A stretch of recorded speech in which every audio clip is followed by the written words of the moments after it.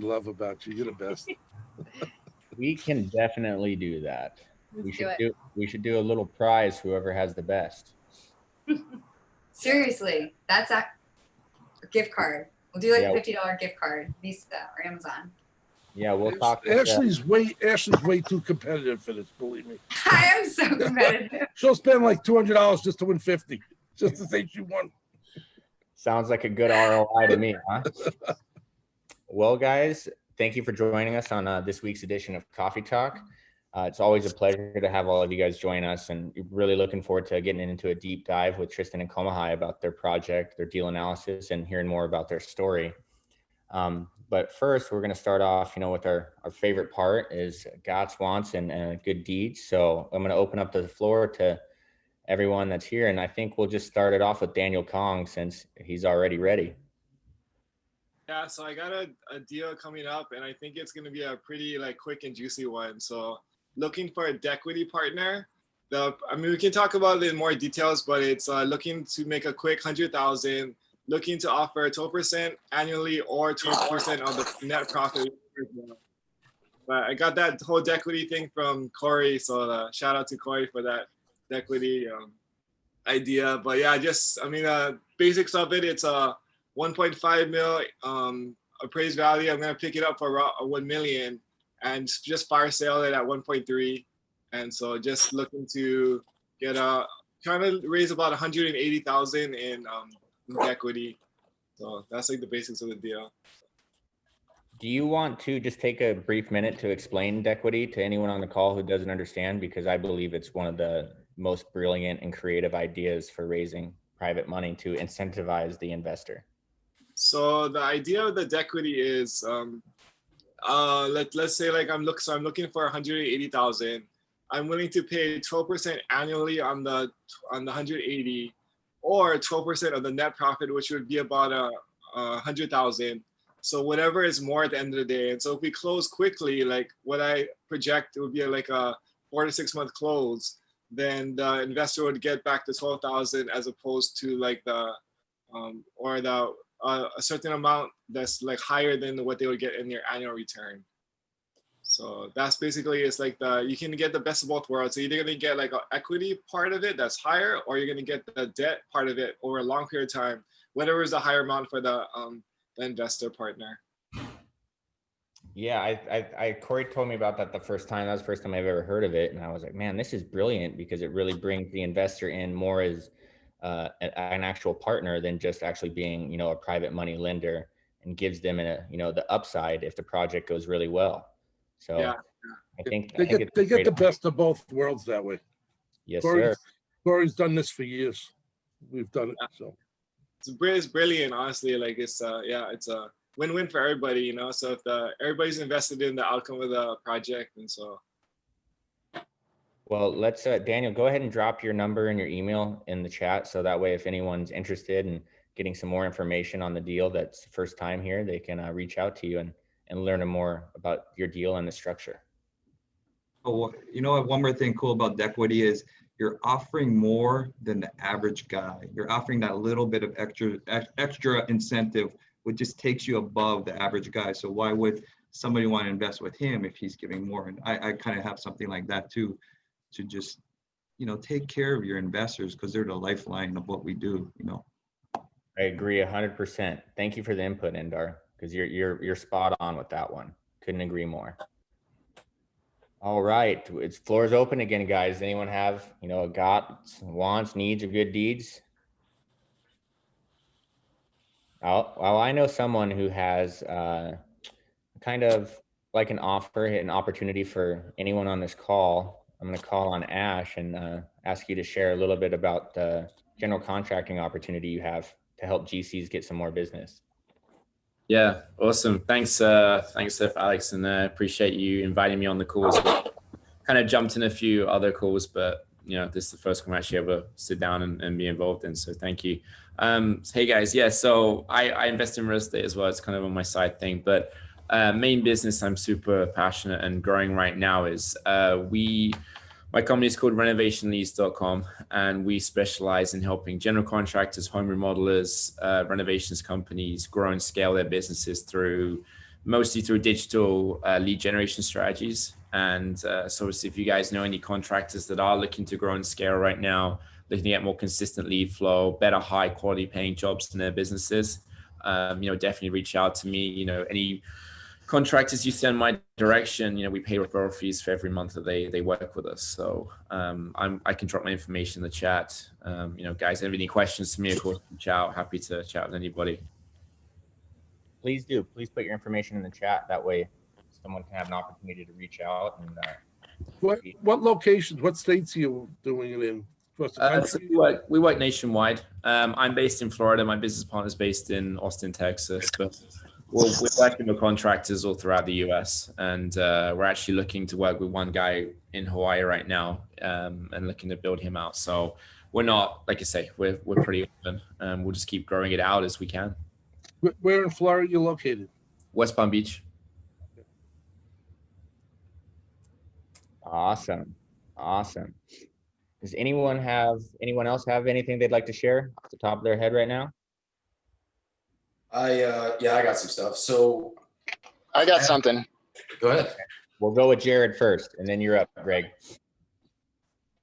So I've got most of my our needs are around money. We're positioning some stuff as we roll some things into a fund. So one thing I've got an offer on a house that I'm selling in Flagstaff, Arizona, and part of the offer is me carrying a note for $100,000, but I want a 1031 it. So I don't necessarily, to do that, I have to bring the $100,000 myself for the note to closing, and I don't want to do that. I'd rather sell that note. So looking for somebody who wants basically it's a slam dunk, basically first position note on a $600,000 house for $100,000. So terms could be whatever I present to him. I would guess that he's probably not going to pay more than 2 and 10, but he might place that note, but I'm looking to get that placed first. And then another thing is some capital and some gap funding with what Travis and I have going on in regards to that. So I have some opportunities to place some capital, and we're looking for more deals in Toledo, Ohio, if anybody's in Toledo. So that's what I got today. All right. Well, I think that I already dropped my email. Send me over that opportunity for the first, please. Okay. And if you would send it to Scott too, I know we have somebody that would definitely be interested in securing that. Cool. I'll send you the other stuff I'm working on too. See if you got any ideas. We'll catch up later. For sure. Let's do it, Jared. I appreciate you. Thank you for sharing. Yeah, man. Greg, you're up. Hey everyone. Hopefully I'm loud and clear here. My reception's not too great. But I just had to give a huge shout out to Casey Chun and her brother Jordan Chun. We had a deal under contract on Kauai that we were going to be flipping, but somebody stepped in and said they would like us to assign it to them, and a deal we couldn't say no to. And so it looks like the assignment is pretty going close. But point is, while I was working this lead, I called on Casey and Jordan for some help, and they just knocked it out of the park, and were incredibly helpful. And so I wanted to give them a shout out and just let everybody know that if you need any help with anything, particularly on Kauai, Jordan and Casey are your people to call. We're over here on Maui, so we needed a little bit of help with that one. We really wanted to do it, but we, like I said, we just needed somebody that really knew that market to kind of double check like what we were seeing, the numbers we were thinking, and also actually go out and see the property. So yeah, just a huge shout out to them. And again, I highly recommend them. If you need a partner on Kauai or anything like that, those are your people. Hey Greg, how did you meet them? Casey, I've actually been friends with Casey for a few years because we originally were messaged a lot on Bigger Pockets. maybe like 3-4 years ago. And we had kind of not messaged, we hadn't spoken in maybe a year or two, and we started seeing each other again here on Coffee Talk. So that got us back in touch, and I think they're both on. Well, Casey's on. I don't know if Jordan's on right now, but yeah, they're usually here in Coffee Talk. Well, I really appreciate you taking the time to share. And Casey, if you wanna jump in and give a little bit about that deal, we'd love to hear.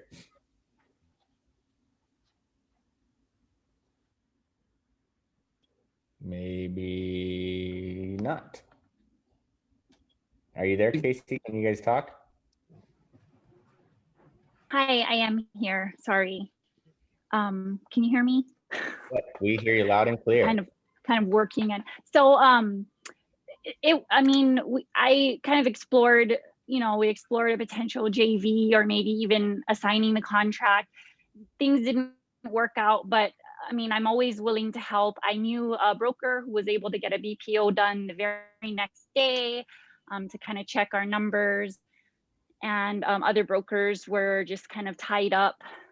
The Kauai market has been a little bit busy lately. So we're doing a project on the same street that this property happened to be on. So it was literally just walking over, checking it out, talking to the seller. So my brother and I are pretty active in the Kauai market. So if anybody has leads or needs any assistance with anything on the island of Kauai, please don't hesitate to reach out.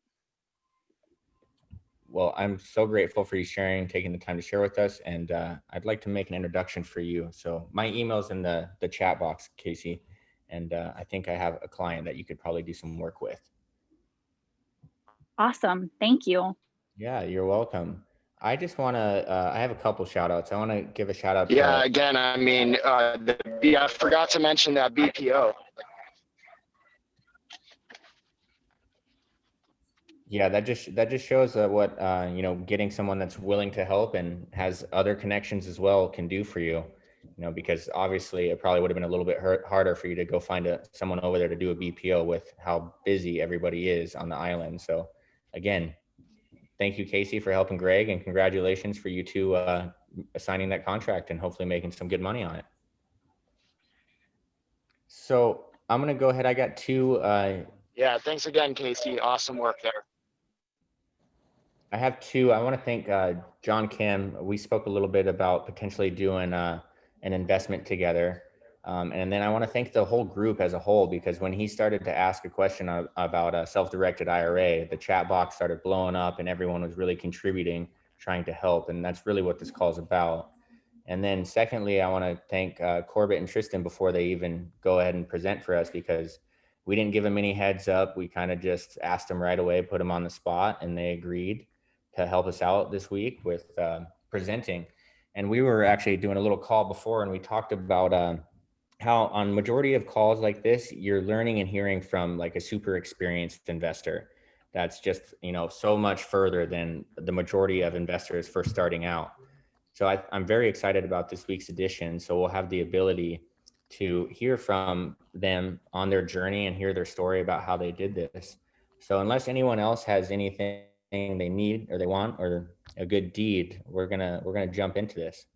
I have one question. So we're starting to market to the Hilo area, and so far it's been pretty good. We have a couple of good leads, but I'm just looking to build my buyers list for the Hilo area as well. So if anybody might be interested in a deal out there, you can just send me your email address. That'd be awesome. Yeah, please drop your email addresses in the chat box. If you would like Jessica to add you to her buyers list.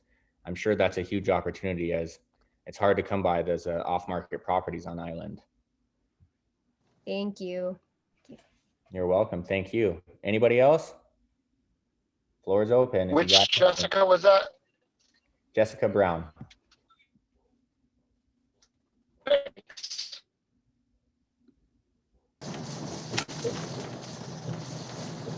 Right. Well, Kakoa's in the wind. Well, let's go ahead and let's jump into this. So we're gonna be highlighting Corbett and Tristan today. They're gonna do a deal analysis for us, and talk to us about how they sourced their deals. So if you guys want to go ahead and come online, we'd love to hear you start off with, kind of give us your story and your background, how you got into real estate investing. Sure. Thanks for having us. We're happy to be here. We watch every week and we're just learning and growing every day. How did we get into real estate? Well, both of our families have their hands in real estate. Oh, 1 second. 1 second, Tristan. I'm going to unmute you guys. I muted everybody else. Okay, you guys can unmute yourself. All right, go ahead. Okay, cool. Did you guys hear what I said before, what I was saying? Let's start it over. Okay. Thanks for having us. We're stoked to be here. We watch, we're just learning and growing every single day. How did we get started in real estate? Both of our families, I'll let Kamahai talk about his family, but my family, my dad has some commercial property. My Nana has some residential property. Her dad was really into real estate back, in like the 20s, 30s in Hawaii. So they had tons of property all over, sold most of it off, but it's really been the catalyst to my Nana, being able to stay in Hawaii and live in Hawaii and help my dad and et cetera, et cetera. So we know the power of real estate. So it's always been in our family, but they never took it to the next level. We've always been wanting to do it. And then shortly after we had our son in 2018, I saw a commercial for Fortune Builders when I was just sitting on the couch at home. I was like, babe, we got to go to this. Like, you don't have a choice. We're going to this. So we ended up going and, you do the 3-day seminar thing. And I'm more of the risky one. I'm more of the one that's just like, nope, let's jump in the deep end. We can tread water. He's more of the reserved one, like, wait, like, can we think about this? That's a lot of money. It's a big investment, but it's been a huge, so we joined. It was a huge education. Fortune Builders provides great education just to like get started. And, all the documents we got were from them. But you don't really figure it out until you literally jump in the deep end and just go, you know what I mean? But Kamahai's family, his dad, I'll let him talk about his dad and like their history in real estate. Yeah, so my dad, he was a banker for 30 years. So he had always that view from that side of the world, real estate from that side of the world. Yeah. And after he retired from the bank, he became Bishop State trustee. So he was a trustee for Kamehameha School. So they're like one of the largest landowners, right, in the state. And then after that, he became the trustee for the Harry and Jeanette Weinberg Foundation. So you see them like all over the buildings. They help fund projects, right? But their whole thing is real estate as well. So we had like an inside scoop on some of the bigger players in the real estate world. And we understood, like, all my dad's friends, they all have like one thing in common. And like, yeah, they're investing in the stock market and in all kinds of other things. They're very diversified. But the one thing that they all have is like a ton of real estate. And so we understood and recognized that that was like the way to really build wealth, not only wealth for ourselves, but generational wealth for our kids. I mean, we want to pass this on to them, And so, yeah, like Tristan said, I was super reserved. Like, she's like, okay, let's go to this seminar thing. And I was like, what is this? Like, what are we gonna, like, spend some money and we're not gonna do anything with it. But I ended up going, and I was like 100% hooked from that point on.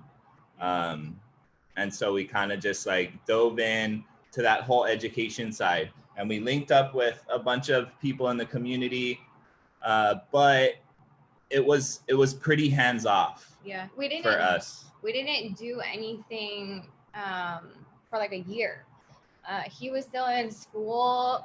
There was a lot going on in my 9-to-5, my business that I run with my best friend. So we really didn't do anything with it for a year. And then he graduated, got his degree, and he was like, okay, let's do this. So I reached out to our my family friend who's a realtor. She's known me since I was like 6, since I was a baby. So she's watched me grown up. So we took her out and I said, hey, Joss, this is what we're trying to do. This is what's in it for you. And she was on board. So our first 2 deals, we got off the MLS. The first deal, we literally, that day that we saw that house, I think we looked at like 10 properties. So like we saw that house that we actually locked up at like, I don't know, 6 o'clock at night, 7 o'clock at night. It was dark. We saw it in the dark with flashlights. And then of course that's the one we lock up, right? The one that we like, didn't see in the daylight, didn't, you know, weren't able to see everything, even with a flashlight. And yeah, the rest was history. We just, we got our referral from the contractor through her. She had a long relationship with him, bid it out. And yeah, we just took off. We reached out to you guys. Once we got the contract, we're like, okay, we gotta fund this thing. We reached out to Keiko. You guys funded it. And you just really like learn by doing. So, I mean, we can jump into. Let me ask a few questions first before we go any further. So, sourcing the property, how did you guys come across that property? That was just that broker, she took you around to 10 and that was just one of them? We asked her, we told her the criteria we were looking for. We said we're looking for distressed properties that like don't necessarily qualify for conventional financing, that need work, you know, something we can add value to. It can be single family. And she just, you know, set us up on one of those email campaigns where we can just see and we clicked them, we run them. And if we were interested and there was enough margin, we were like, hey, we want to go see these properties. And that's really how we were sourcing our deals at that time. We weren't really focusing on off market. We were focusing on MLS. So real quick, I mean, so Fortune Builders, they talk about, you know what I mean, direct to seller marketing. But we were at a point where, so when we first got into it, I actually reached out to tons of people. I was like, okay, let's become familiar to these people that are, you know what I mean, doing stuff here in Hawaii. And I reached out, I was trying to find wholesalers here. I was calling numbers off bandit signs, right? Yeah. And I was like, hey, you know, just talking story, like, what are you guys looking for? You know what I mean? So I talked to a few wholesalers, and a lot of the feedback I got was, you know, there's not a lot of wholesaling going on in Hawaii. And if there is on Oahu, I have like 2 or 3 guys that I sell my properties to, and they buy all my deals, you know? And so I was like, all right, that's cool. And then I would continually follow up with them, you know? We got bandit signs, we put bandit signs up. So we were trying to do that, but at the same time, we had a coach in Fortune Builders, and we used to reach out to her all the time.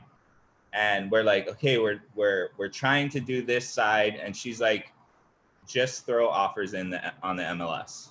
Like, that is a good thing to do. You can find deals on the MLS. Just run your numbers and stick to your numbers. Your offers are going to be really low, but it's the law of large numbers, right? You throw in 20 offers, you might get one, right? And that's literally what we did. So we were throwing in 5, 6, 7 offers a week. And it was right around the 20 offer mark when we landed that first deal. Yeah. Nice. So I bet you guys learned a lot just from that process of trying to source this first property, between the bandit signs, reaching out to wholesalers, working on building your relationships. I mean, that's what this call is all about, is just helping connect a lot of people and letting them have a platform to build a relationship, to be able to do more business together. And then seeing all those properties, that had to be a huge lesson learned for you guys, wouldn't you say? Yeah, for sure.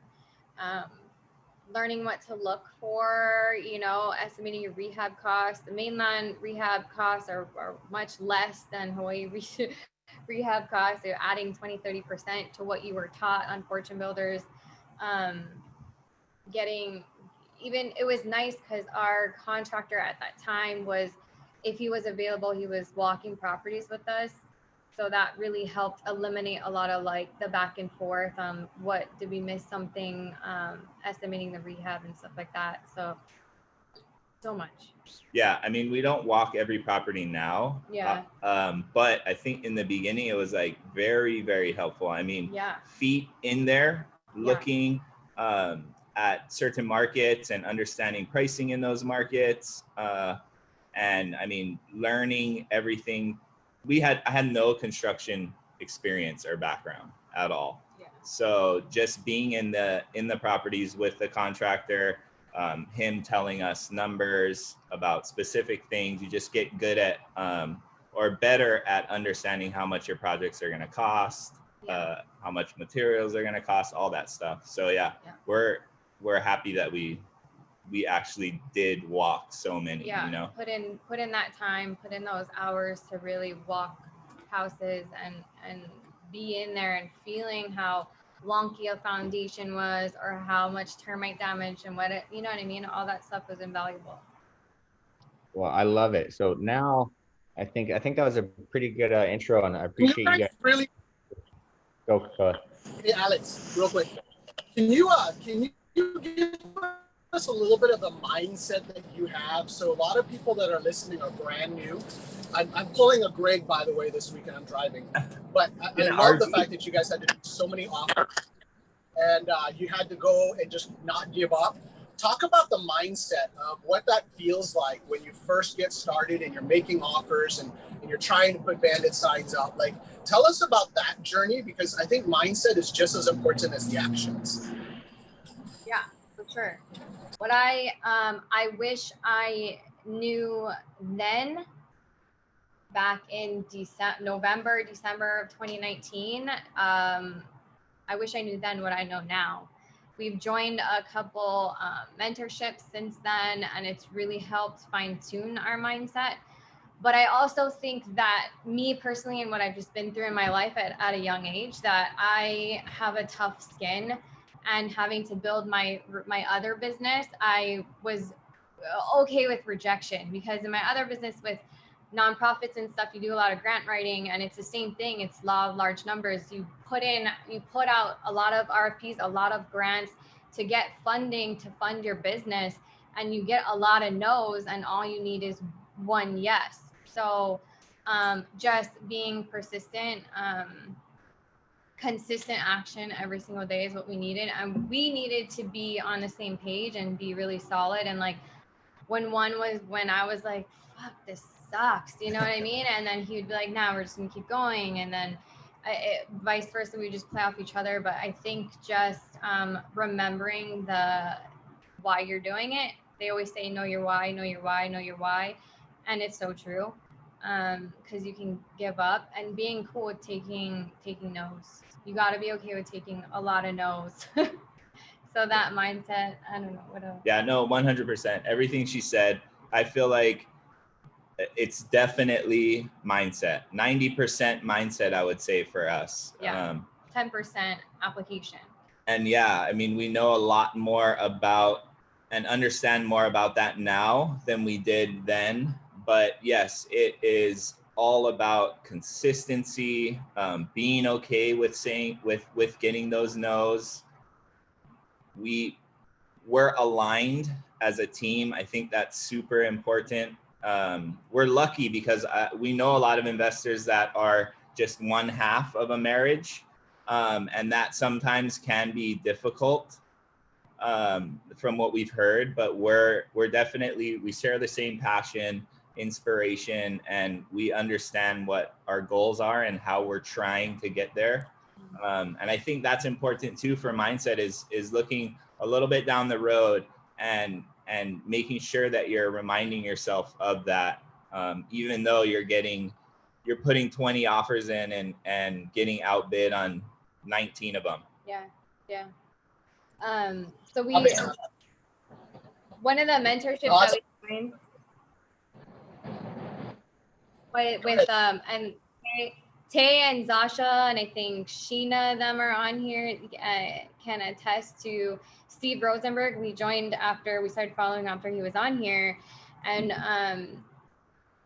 just the deep dive that he does into the goal setting and the alignment and the mindset, it's so crucial in order to be successful long term, because this field, and I mean Corey said it so many times, it's a roller coaster, and your stability and your peace and your tranquility has to really come from within. And otherwise you're going to be peaking and valleys every single day, every single week, and that's not how just I personally and us as a couple and a family want to live our life. We want to be steady, and if your goals aren't aligned and your mindset isn't good, then I don't think you'll reach long-term goal, whatever it is, whether it's real estate or whatever it is. So yeah, crucial. I don't know if that answered your question. You want to go ahead and chime in, Kakoa? I think that was awesome. You're doing a great job. So just to piggyback off of that, yeah, I think that was a great answer, and thank you for sharing with us the mindset. I just want to know if you can think of one point, one time where it was the hardest, and what did you guys do to get right back on track? Yeah, I can. Do you want to be? Yours might be different. Probably. It was okay. So we acquired 16th Ave in November, like November 26th or something like that. So right after Thanksgiving, holiday season, we started right away. And then we finished the project and hit the market in April. What was happening in Hawaii in April? The very beginning. We were totally shut down. Like Hawaii just totally shut down. The week we listed was a stay-at-home order. So I was freaking out. Like nobody knew what the market was going to do. No one could even physically come look at our property. Money was tight, budget was tight. We already had overcome so many challenges. And then we got slammed with a violation from DPP after the house was already on the market. Done, renovation done, everything done. We got slammed with a violation from DPP. So that was the point. That was probably the most challenging point. I cried, and then that's the thing. Like it's okay to feel that stuff, but it has to force you to do action. And I couldn't stay in that place. So I normally take like a couple day maybe and feel that, and then it's like, okay, gotta get into action. Like I just go. That's how I cope. I got on the phone and I called Corey. I was like, what the hell do I do? What the hell do we do? Because we're shut down. Now we have a violation. We're not gonna be able to sell this house because they're not gonna be able to give their title and all this stuff. So, but we were able to work through it. And the biggest lesson that I learned from that was to reach out, that you're not alone. Don't isolate. Don't feel like you got to do it and figure it out all on your own. There might be some people that you reach out to and they're not willing to help, but there's so many more people that are. And they're warm and they're inviting, and their morals and their values are the same as yours. And that community is so much larger than the people that don't want to help, and that help is out there. So even if you're in the deep end treading water, there's lifelines, there's floaties, just put them on, you know what I mean? So yeah. I like that. So Corey was the lifeline and the floaty for you on that one. Yeah. He's just like, it's okay. that's happened to me. Yours isn't the only one it's happened to. In Hawaii, DPP sucks. You know, this like the permitting process isn't fun. They don't make it easy. But like remembering, like you think like, oh my God, did I do something wrong? And at the end of the day, nothing you're doing is like illegal. You're not gonna go to jail and stuff like that. And he just had to talk me off that cliff, you know? And just, you know, and inspectors are your best friends. Just talk to them. And that in this business, it's all relationships. 100% relationship. Yeah, I think the best thing that came out of that was the relationship that we formed to get that violation lifted. Yeah. And we've actually used that person on our net. We used that same draftsman that we use on our next deal. So I mean, there was so much good that came out of it. And honestly, I'm glad that we went through it. Yeah. You know what I mean? Like Can you guys tell us a little bit about that violation? Because Oh, yeah, there you go. violations always unexpectedly happen. So can you tell us a little bit about that violation? Like, why did you guys overlook the possibilities prior to you listing? Like, what happened? What did you miss?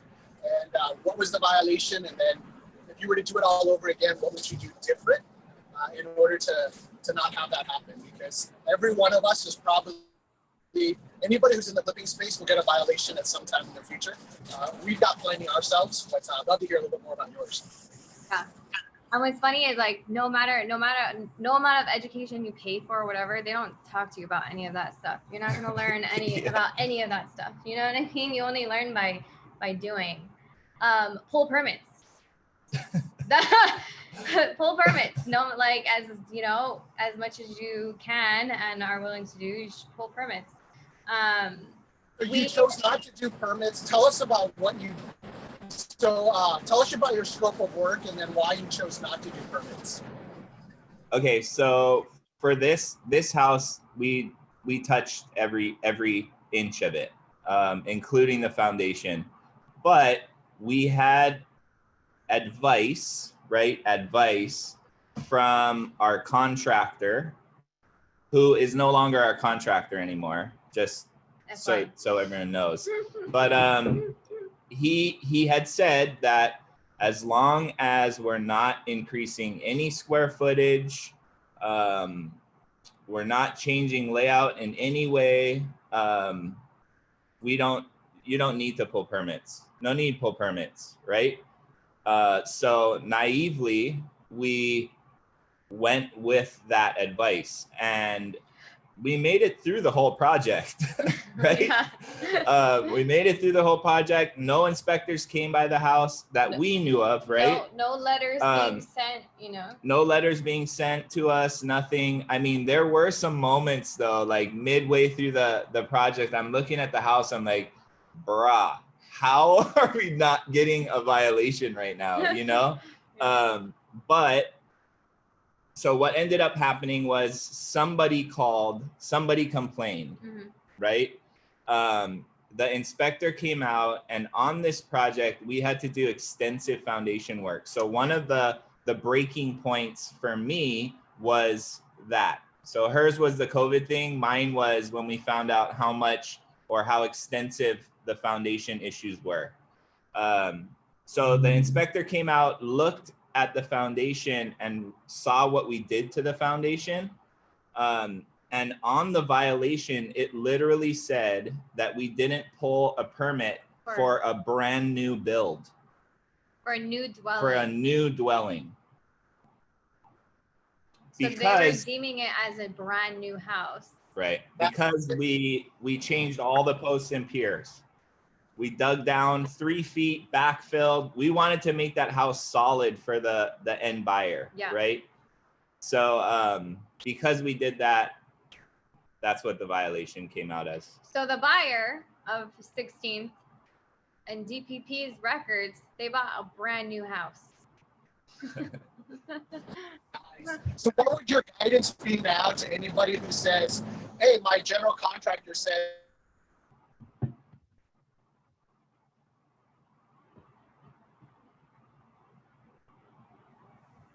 Yeah, I think we got we cut lost- up a little. we But I lost think I you know what your question is.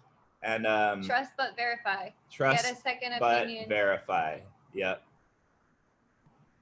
That is true. I think agree. where I we agree. were doing our project as well played a big role into it. I mean, I know a lot of investors that are doing cosmetic flips out in certain areas may not pull permits, Yeah. you know.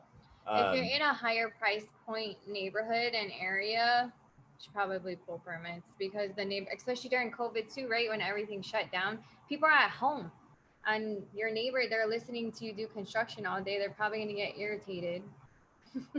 But honestly, I think my advice would be always to trust but verify. If your contractor's telling you don't need permits and you're doing like changing all the windows, new siding, messing with the foundation, you need to pull permits. Maybe get another contractor, honestly. But Yeah. It's always safer to pull permits. Yeah. It's more of a headache. It's more of a hassle. It's going to take longer, but it's safer for us in that. for us personally.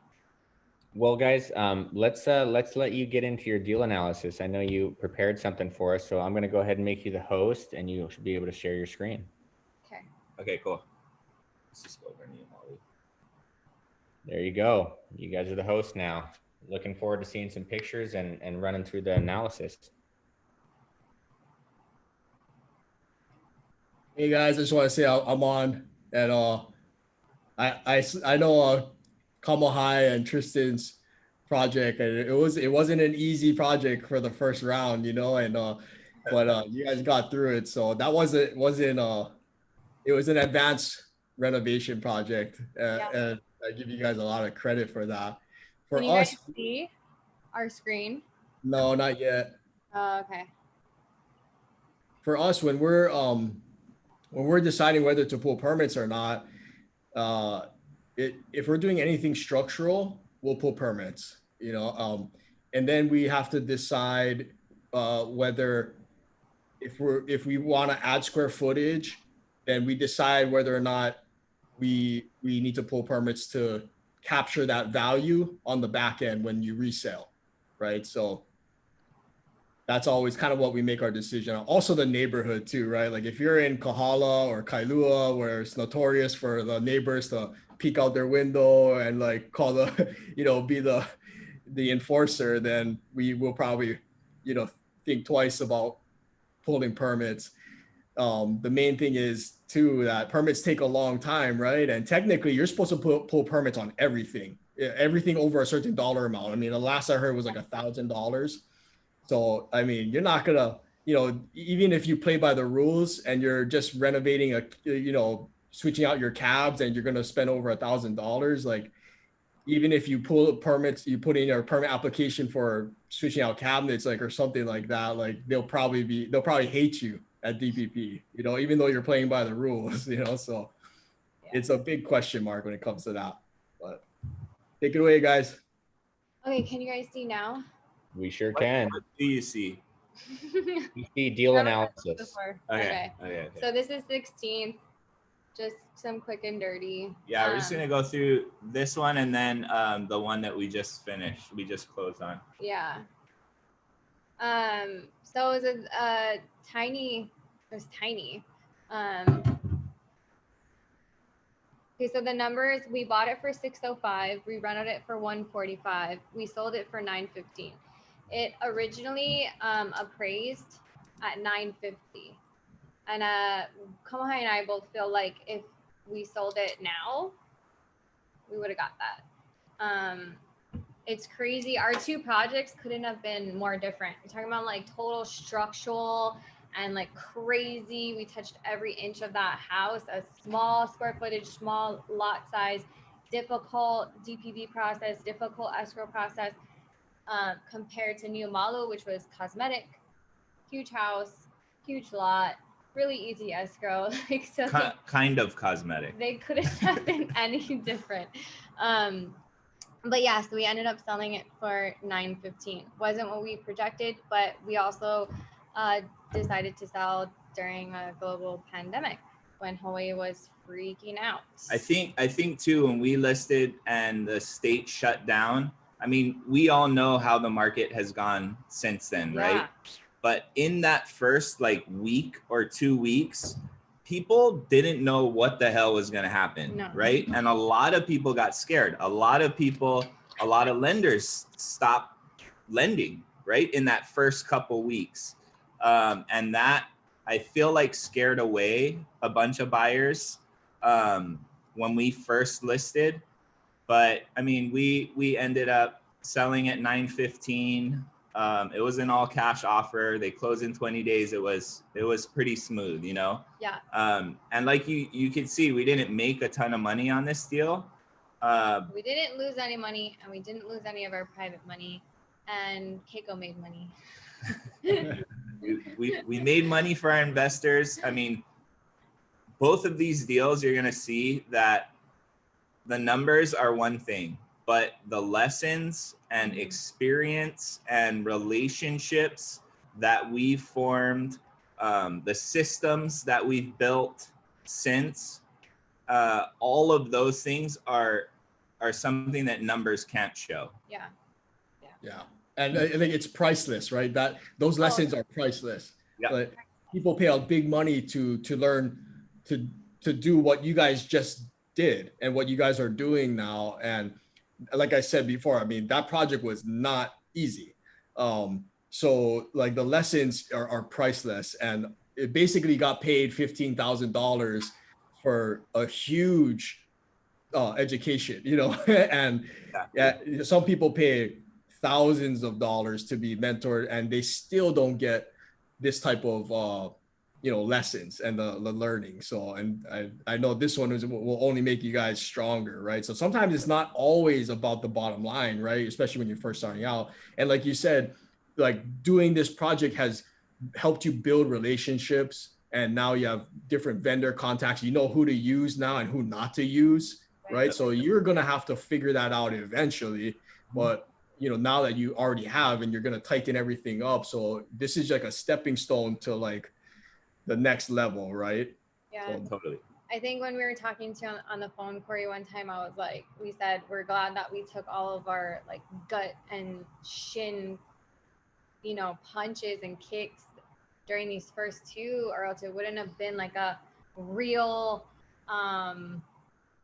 reality check of what could really happen, so. yeah, I think it's great because when we put deals on here, like, yeah, we'll show some home runs, but like, we're not trying to sell a fake dream, that people can't afford. This is real life. This is a real deal, and not all the time you're going to hit it out of the park and make like a 6-figure net profit. Like we want to be real here, and this is a real deal. These are real numbers, real lessons on the project, right? That everybody can learn from, so that we know going forward on our projects, right? Yeah. Well, Corey, I was just going to say, these two borrowers, they are the most persistent borrowers in the world. My team has given them more proof of funds letters, and they come back more and more. And I swear to God, they're 2-to-1 over everyone else, and we love it. Relentless. It And shows that's why the they're persistence they have. going to be superstar, and they That's why they'll already be are. You guys are successful. climbing the charts. You are Right. unbelievable. I You're gave them incredible. one during the call. Yeah, I did one like right before I jumped Yeah, on. I was like, trying to get this down. We have to get on. trying to get this offer in. Tyler's on it, like so on it. So wow, we're stoked. Keep We're them stoked. coming. Keep them coming. Love our coverage. Love our coverage. I know they come in. They'll come over to me and say, "It's been 10 minutes." They're gonna be calling me. So You guys are the best. Just- for real. You guys are like the bomb. That's awesome. So as you guys can see though, like this house was boss. Like this is the kitchen. You can see that there's like, you can see straight through to the ground outside. Tons of termite damage, K-neck ceilings. The bathrooms were pretty gnarly, some Pepto-Bismol going on there. Felt like you were walking on a roller coaster. That's how Foundation was so bad. the posts and the piers weren't even touching the house. Yeah. So I actually got motion sickness when I was walking in the house because I was like this. I was like, hey, I gotta go outside. I'm dizzy. Yeah. Yeah. So we touched every single inch. We changed in the hall bath here. We changed the plumbing wall to the other side, which you guys will see. In the master bath, we kept the layout. It was really tiny, so we couldn't really do much. So we just tried to make the master shower a lot bigger. There's a closet behind this wall here, so we eliminated the closet because there was already 2 other ones, and made it big. Kept washer and dryer. Everything's new. All new windows. Here you go. You can see all the afters. So I mean, our style is very streamlined, clean. We like modern, neutral colors. It all has to be cohesive. I'm very has to be cohesive. Everything has to go together. super cohesive. And then on this, so this is on 16th Ave, Kaimuki. So we're close to Kahala, but we're down in the bottom. So there's not a big view, and it's a small house. It was 10,024 square feet, right? 1,024 square feet. So we wanted to, but the price points were a little higher, right? The ARVs that we were getting, our ARV was right around 900. Our pre-appraisal with our scope of work came back at 950. So we knew that we wanted to design this house with, we were going to focus a lot on design to try and get that ARV, right? So, but yeah, I mean, my wife is like the design person. I act like I know what I'm doing. He does.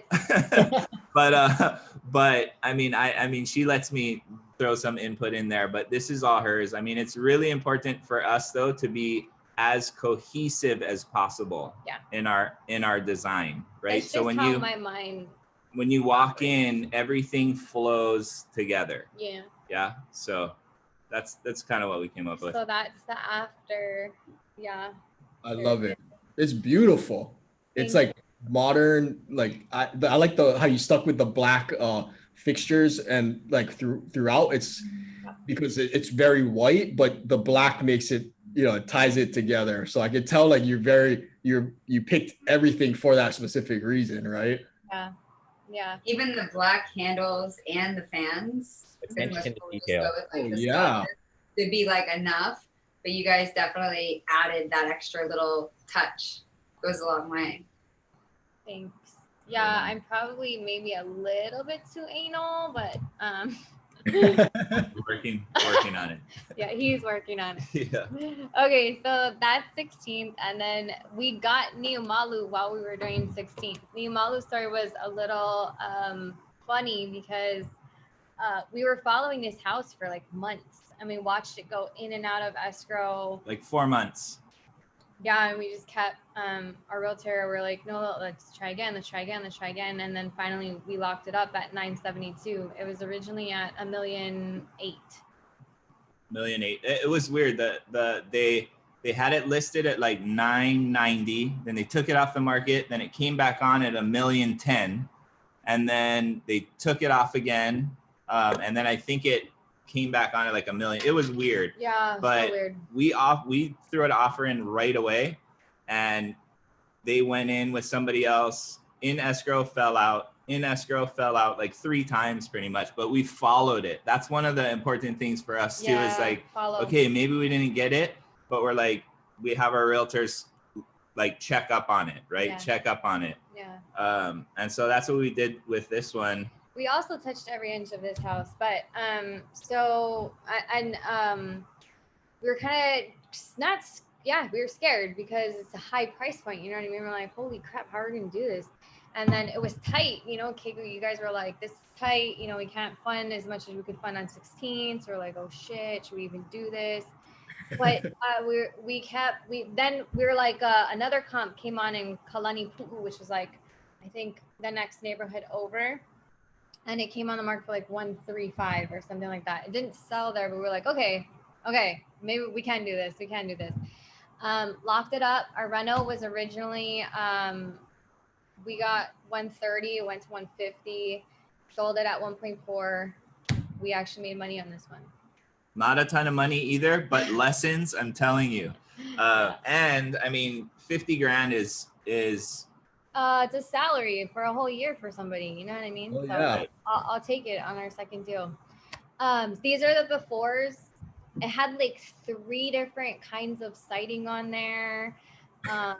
When you walked into the house, it had this like drop down, and like in this neighborhood, they're kind of all the same. There's like 2 or 3 layouts, I think, Yeah. of the properties, but they all have these like drop down kitchens where the ceiling, there's like nothing above the ceiling. It's nothing. I don't even know why they're dropped down. And I'm like, no, we gotta blow this up. We gotta take this all out. You guys know, I see it. We gotta take it out. And he was like, babe, no, that's too expensive. I'm like, no, we have to do this. If we want to get 1.4, we have to do this. So it had like gnarly carpet from the 70s in there. What's that yellow stain in that corner over there? I don't know. Crazy. Yeah. I think it was a little bit of water damage right there. So we got lucky on this one. They had just redone the roof, so we didn't have to redo the roof. They had just tented it, so it was recently fumigated for termites. It was in pretty good condition, to be honest. It was in pretty good condition. That's why I say like cosmetic versus Bones were good. Bones were good, but there was a pool. We'd never done a pool before, so we Never owned a figured that pool. out. Yeah. Concrete all around the pool deck that was cracking up because there's trees in the back, the roots, so we had to clear all that stuff out too. Yeah. But yeah, we just figured it out as we went. We took down this wall right here. They brought their laundry inside. I don't know if you guys can see this. We took all these walls down. They put their laundry in the house, which would have been nice. And I was trying to figure out a layout to keep the laundry in the house, but I couldn't do it. So it went back out to where it originally was in the garage, but it turned out really, it was fine. I ended up putting the kitchen over here, and Como High designed the layout for the kitchen. So you can. Yeah, we figured This it is out. I mean, we wanted to open the living room up as much as we could. We knew we're not going to pay for glulam beams, so we didn't. So we could, you know what I mean. We needed posts in certain areas, and so I pretty much designed the island to hide the posts as much as we could. You know what I mean. But it's a huge kitchen. And that space is just really big, Yeah. You know, that living room, kitchen space. So, yeah, we wanted you to walk in and then just see that, Yeah. but it still feels super open. We drywalled all of the ceiling because they had done like some repairs on the roof. ceiling, and it was just all mismatched. Yeah. And we just wanted it to be super clean. Yeah. And then you can put the can lights in there too if you drywall it. So We put in all the split ACs. We didn't have to do a lot of drywall work, except the ceilings. In the master, it was totally open to the bedrooms, how a lot of those old style homes are built. So we closed it off, put a barn door. You can't see, but in this master, there's actually, when these pictures were taken, it was right before the MLS, and my glass panel had not even come in yet.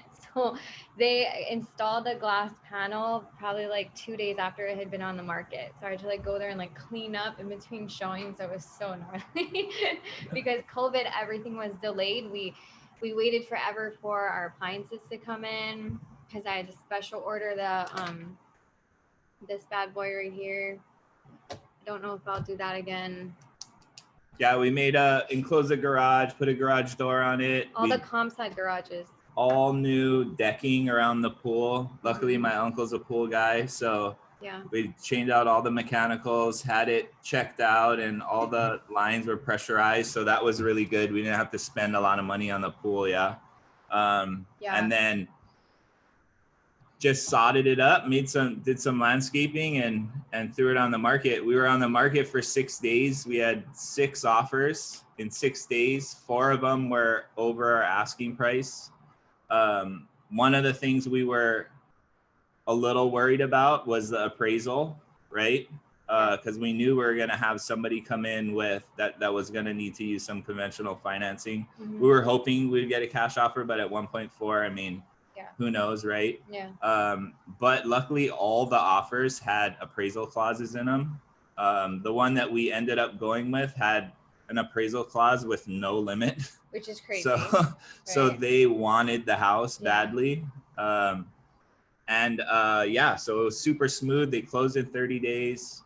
We just closed a couple. The 9th. Yeah, the 9th. So Yeah. How long did the rehab take? The rehab, so we got this property in March. We listed it in October 1st. Honestly, the first week, so we left it at the end of March and we didn't start on it right away. So that's one thing that costed time. And then in the middle of this project, which I'll just go to the next slide because it talks about our lessons, we had to fire our contractor in the middle of the project. So that's where we talked about like trust. But I think our rehab March to April, so April, May to June, June to July, July to August, 5 months. Yeah, Our about rehab 5 was, like, months. 5 months. Can you elaborate on the firing of the contractor? Yeah. So we used the same guy we did for 16th. 16th went as good as it could have gone. But we were also learning along the way too, right? Not being as firm as we should have been, not verifying more information and just trusting who we got the referral from, being naive. Luckily, my brothers are in construction. Both my brothers, but one of them is actually a journeyman, in the union. So he knows so much. And prior to going into the union, he did residential construction for like 10 years. So I could pick his brain. He was like telling me like, Tris, this is up, this is up, this is wrong, this is wrong. Like you got to pay attention to this stuff. So that was really, really helpful.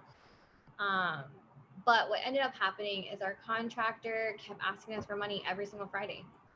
Every single Friday, he needs money, he needs money, he needs money. And it's like, that's not. It's not how we had do it set things. up. So we had a pay schedule set up. He gets paid on completion of tasks, right?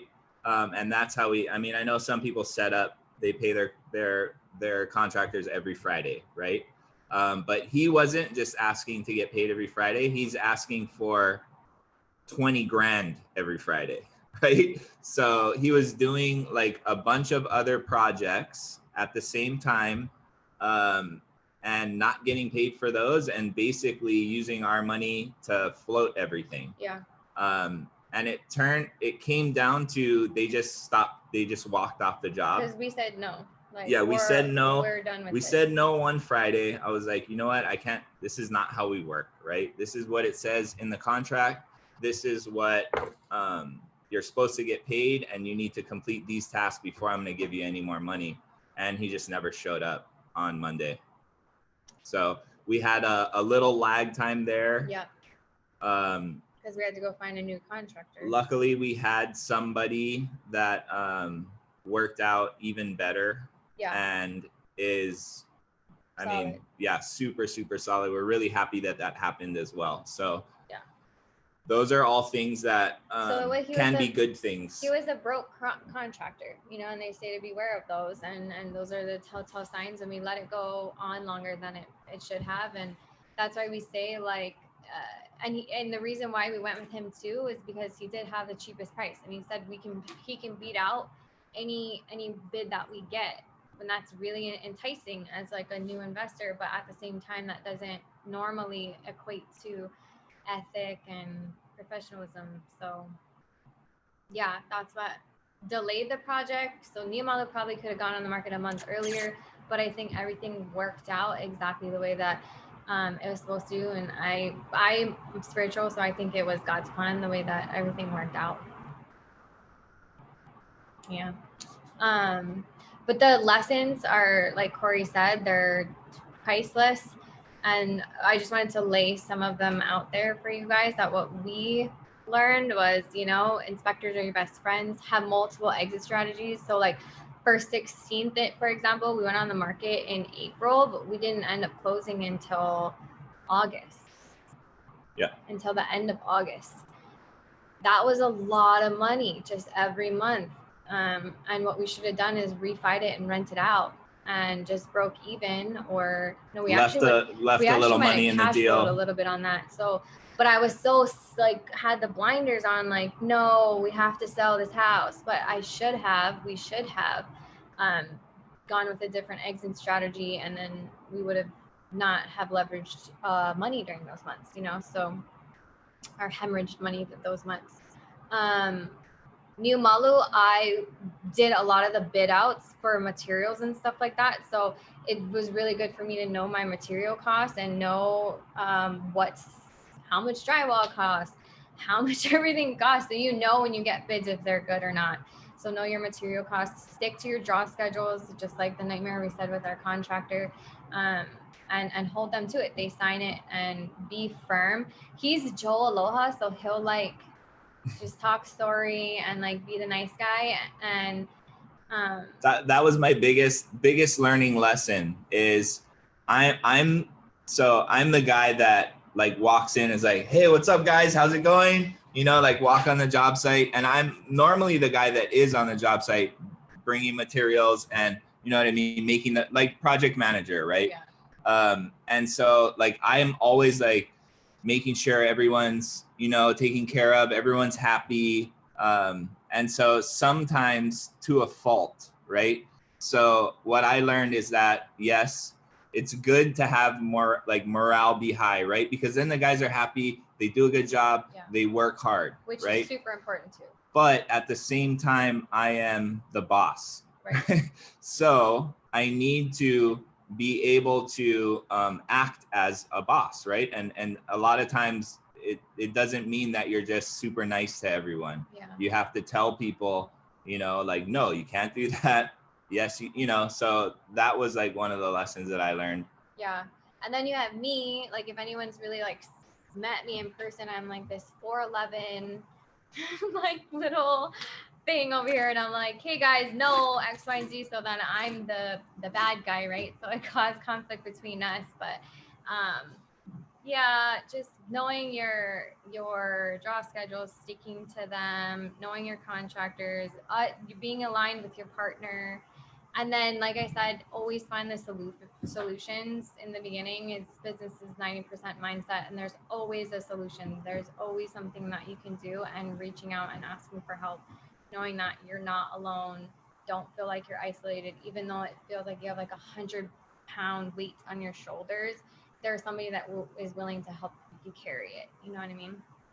I think those are great lessons because one thing like Kamahai said is like, one book I recommend is How to Win Friends and Influence People. If anyone's, you know, hasn't read that book, I suggest reading that book. And one big lesson I learned early on when I was a young boy, and my uncle, you know, was training me in martial arts and stuff. Like I was always the little guy, and he said, "Look, you know, don't get into fights. Don't never use, you know, like what you're learning and being trained for like anything, you know, bad or anything, but, you know, also he would always end it with, don't ever let someone mistake your kindness for weakness. Yeah. You know, so you can be the, you know, very kind as you are, you know, but also don't let people step on you, you know, and it means more too when you actually speak, you're very forceful in your words. It means more, people take you serious, because if you're always like a jerk or an asshole, you know, like people are like, he's just a jerk. You know, they don't. This is how he is. Yeah. This is how he is. Yeah. Right. So, but you know, if you're who you are, just kind, very generous and considerate to your guys who are working for you. And then, but sometimes you do have to get stern, you know, it means more. So I think what Kamahai said, you know, is perfect. And the team between the two of you is perfect, because I mean, sometimes you have to be good cop, bad cop, you know, and between, you know, like on our team, you know, we use each other as good guy, bad guy, you know, and like sometimes I gotta tell Alex or Scott or the boys or Kikoa, or Layla, it's like, hey, sidebar, you're a bad guy on this one. I made you the bad guy. So yeah, it's a great balance. I want to ask you guys too, like how is it working together on these projects? Because I mean, you guys have family life, right? The kids to take care of, and then also these projects, which are kind of like babies too. They need a lot of attention. So how has that been in these last two projects? Again, back to, I wish I knew what I know now back when we were doing 16th and starting Niumalu, because defining our roles very clearly, I think helps us stay in our lane and then know when we can switch over, and then having weekly meetings with each other so we know, okay, what are you working on? What am I working on? Is everything getting done? And then time blocking, the power of time blocking, dude, I can't even tell you, because when something is scheduled, it's scheduled. And even scheduling in time for each other and time for our babies. We have a 2 and 3 year old. Life is crazy. It's so important, but it's tested our marriage for sure. We've had so many fights and so much challenge and pressure on it, but I think we're stronger today than we were in March. 100%. And I think it all comes down to being aligned with each other, and we share those same goals. Yeah. We sit down and go over our goals and how we're going to get to each specific one together, right? We obviously share the same passion and a lot of the same why. Yeah. And I feel like communicating, yeah. like overly communicating, and then knowing also, I think, when not to communicate. So like if I'm in a mood or he's in a mood, like just put it on pause and wait, because that's so important. Like he could just be in a mood or I could be in a mood, and then if you just have the best intentions but it's not the right time, it's not going to have a good outcome. It's because he's not in the state of mind and I'm not in the state of mind. So really just like being able to read each other and being okay with putting like, no, I have to get this done, we have to talk about this now, on pause. Yeah, defining roles for sure too, because business and personal, right? We're in a marriage. Yeah. But we also run a business together, right? So being able to define those roles and separating those to an extent is important for us. Mm-hmm. I know it's hard. I mean, to do that, but finding our rhythm as a team is like super, super important. Yeah. So we're figuring that out. I mean, we still don't have that down pat, but we're putting all the pieces together for sure. Yeah, and we can really, really thank Rosenberg for that. Yeah. Oh, good. Think Tank Mastermind. It's a good one. Yeah. And like for me, I'll admit it, I'm a control freak. So like being okay with not doing everything and just letting him handle something, and how he handles it. Is it how I would do it? No. But did he get it done, and was it okay? Yes. And being good with that. And I think that's super important, because I was in business for 5 years with somebody else, and I'm still in business with her, and like we have our dynamic and it's successful. So it was a huge learning curve for me to come over in a different dynamic and a different business relationship that also has marriage on top of it, and figure that out, Yeah. But it's doable as long as you work at it. That's awesome to hear. And I think there's another great point that you put in there is like communicating, staying in your lane, and kind of knowing the right time to address issues, right? Because that's awesome advice. One I take to heart. So so this is lessons learned and your current focus. You want to talk about that, your current focus? Yeah. Go for it. Totally. So for those two projects, what we found out, what was happening, I mean, we're a small team, right? We're just us. I mean, not just us. We have like our lending partners, obviously you guys, and our contractors and our realtors. But I mean, the day-to-day stuff, right, is her and I. So when we got what was happening is we're putting in all these offers, right? Then we got a project, and then we would pause on the lead generation. Yeah. Right? Because we're so focused on the project.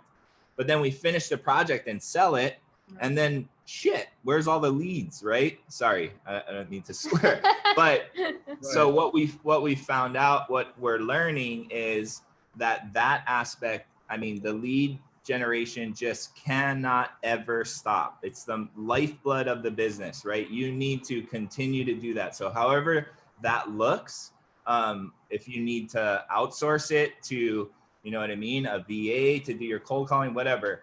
I mean, when you can, you should do that, I feel like. So for us, we're super focused on that, is getting our lead funnel to consistently give us leads. So we're direct to seller marketing. I cold call personally. I'm cold calling every day for about 3 hours. What I've found out is that, so there's all these places you can pull lists from, right? Data, right? The data that I've been pulling for Hawaii is not very accurate data at all from these places that I'm pulling these lists from. So, I mean, reaching out to other people that have had success with certain data, like places to pull data from, is really important. But we're also in another mentorship. So I know Indar just brought it up. We're actually in Pace Morby's mentorship, the sub 2 mentorship. So it's all about creative financing. We're really interested and always looking to learn, right? I think that you never stop learning. You should always look at learning, and we're looking how to scale our business, but also how to capitalize on every single lead that comes in, right? So if we approach a lead in a fix and flip, you know, cash offer first, right? We normally do that, but there are those sellers that they're not gonna, that number's not gonna work, right? Our lowball offer, right? So creative financing gives you that opportunity to pay a little bit more money, right? Get closer to what they're asking if that seller's willing to give you terms on that number, right? So we're just trying to expand our vision and not throw away any leads. Yeah, that was really, creative financing was what we were missing, you know, because we know MLS, we know hard money, we know private money, we know cash offers, but there's so much more. So it's just expanding our horizon and getting really good at understanding creative finance. So yeah, so there's just more opportunity in general. I think Kiko's been the catalyst for us to meet other investors, and our goal is to continue to network. We've been blessed to be able to sit down with a lot of other investors and just have lunch and just voila, we just love talking story, not ask for anything, not do anything, just talk. As you can see, we both like doing that. Yeah, I mean, literally, if you gave me the floor and put me in a room with people and we were talking about real estate, I could talk about real estate until everyone falls asleep, right? Because we love it so much and we're passionate about it, and we see the opportunity that it can bring for everybody, right? Yeah. So our mindset is straight up abundance. There's tons out there for everyone. And that's why we love this, Keiko, like you guys putting this coffee talk on, because I really truly believe that is what, I mean, it's gonna elevate everyone, right? Yeah. If you have that mindset, you cannot think that this guy's gonna take something from me, right? Yeah. You have to say, how can we work together and both win? Yeah. Absolutely.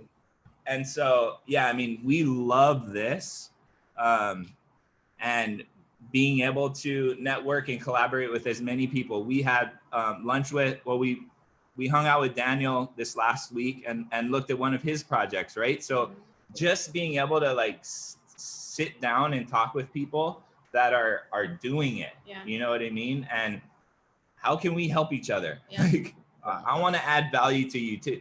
What can I do to help you? Yeah. Right. Yeah. And then on the same that same sentence, we want to collaborate with people. We want to partner with people. We know we can bring value, you know. Through these projects, we've had the opportunity to raise a lot of money, right? So we can bring money, you know? So, I mean, there's always something, and you might not think you have anything to offer. Because we struggled with that for a while. Like, we're brand new. What can we even bring to the table? But there's always something. There's always something. And if you don't reach out and try, then you'll never, ever know, right? So. Yeah. And that's the hardest part, is knowing what value do you bring early on, right? But like Tristan said, her brother is she's in the construction, or he's in the construction industry, has a lot of experience. So like even like referring to your brother is value. You know, like even like connecting people, that's huge value. That's exactly what we're doing here with Keiko Exchange, you know, and everybody here is like, we're connecting each other. Like, who needs what? Like, let's get problems solved. Let's get deals done. Let's all, you know, rise to the top together. So that's why, like, from the day I met you guys, like, it was like, I already knew, you know, these are the type of people I want to be around, you know? So congratulations on your two deals. Thank you, brother. Yeah. Same to you guys. Like everybody in here is like so helpful. It's such a cool, like, we've inspiring met tons place. Of people. We've met tons of people through this, and are gonna continue to connect with more people. I know I got a lot of homies on here, and so yeah, a bunch. And reach out.